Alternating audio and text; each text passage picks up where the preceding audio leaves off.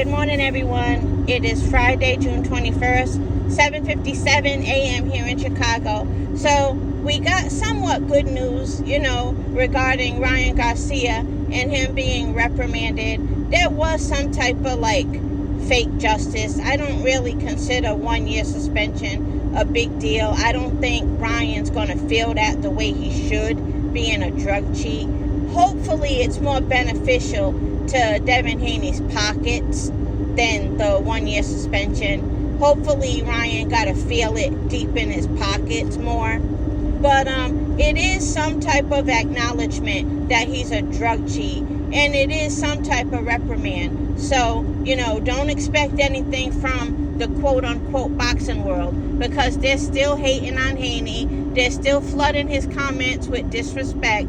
They don't care about right versus wrong. So don't expect nothing from these idiots. But, at the end of the day, Ryan did something really reprehensible, and he had to pay for it. He got in the ring dirty with a clean, hard-working, talented, and gifted boxer.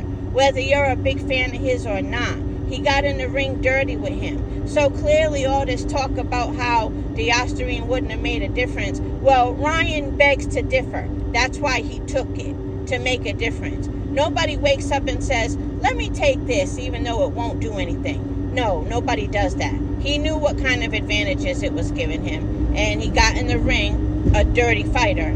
And so there's some type of justice. Congrats to Haney. I'm really happy for him, and I'm really happy he is still undefeated. Still undefeated. And it doesn't matter what you think about how the fight would have played out with or without the Ostarine. I think he would have lost without the Ostarine, Ryan Garcia, because he felt he needed it as a confidence booster, as a strength booster, and everything else. So I feel he would have lost without it. I don't care what mistakes Haney made. He would have lost without it. So, you want to spread your narrative, there's the truth right there. He would have lost without it, or he wouldn't have felt the need to take it. That would have affected his confidence and everything else. You saw how he was acting leading up to the fight. That man had no confidence. He was too focused on convincing everybody, he might not be, responsible for what he's about to do. He was all over the place. So he cheated. So with that being said, whether you're a Tank fan, a Shakur fan, a Matias fan, a Haney fan, I feel like everybody who has any decency should be glad that there is some type of justice in boxing. And that's just what it is. Congrats to Haney. Congrats to still being undefeated, as you truly are still undefeated. You are, regardless of what people say. What you think can fill a warehouse. So forget about what people think, because it don't matter. What we know is that Ryan cheated, and that should not be counted in the fight versus Haney. So again, congrats to Devin Haney on that. And let me see what else. Tank, you might think you have a bunch of fans because you sided with Ryan and did all this capping for Ryan not cheating, but I can't wait for you to see how them Loma fans treat you after they gave you respect for siding with Ryan. Now the truth's about to come out, killer. Now you're about to see how they really feel about you, okay, when you fight Lomachenko. And you remember that. I want you to remember some of these people who are riding for you right now because you supported Ryan. You remember that because you watch and see how they treat you once you get in the ring with Loma.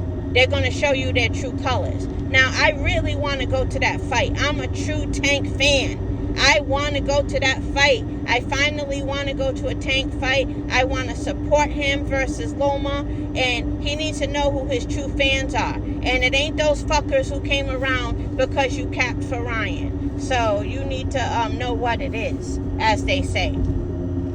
So, and lastly, did you guys get to see Kendrick Lamar's video on YouTube? His concert in LA? Oh my God, it was so fire. He performed Not Like Us like several times, and I could have watched him perform it several more times. That crowd was scintillating. Man, I wish I was there. I wish I was there. I love that song. And I've never been like the hugest Kendrick Lamar fan. I mean, ever since he came out, of course, I've always known he's nice. Everybody knew Kendrick Lamar is nice, right? But I've never been the hugest fan. I just never really followed him a lot. But that changed with, Euphoria and Not Like Us. And I know I'm late, but hey, better late than never. And I don't even be taking time to learn lyrics to a lot of songs. I just go with what I think it sounds like. If it sounds like they said this or that, that's what I'm singing. Or that's what I'm rapping, But with Kendrick Lamar, I took the time to learn those lyrics to Not Like Us. So I be spitting just right along with him. And I don't do that with a lot of artists. Maybe Chris Brown. Chris Brown is probably an exception. And then, of course, the throwback artists that I really like Wu-Tang and Nas. But I'm talking about, a little more recent. Other than Chris Brown, I'm sitting up here learning all the lyrics to Not Like Us. I wish I was in the crowd. I would have been spitting right with Kendrick Lamar. That shit was hot. That shit was fire. And I'm glad, that he got to represent the West Coast and represent Compton and represent California. And let it be known, don't fucking disrespect us. I thought that was cool that he said that. And Drake, stay in your place. You seem like a really cool guy. Your music is pretty damn good, but stay in your lane. Don't fuck with Kendrick Lamar anymore. I just think that whole California loving Kendrick Lamar and being proud of him. Shit, I wanted to be in that crowd right in California. But if he ever comes to Chicago, I will so be there. But yeah, if you didn't get a chance to watch that video with Kendrick Lamar. And then, did you guys see Dr. Dre was the one who said, "Psst, I see dead people." That shit was hot, right? But that's all. Enjoy your weekend, everybody.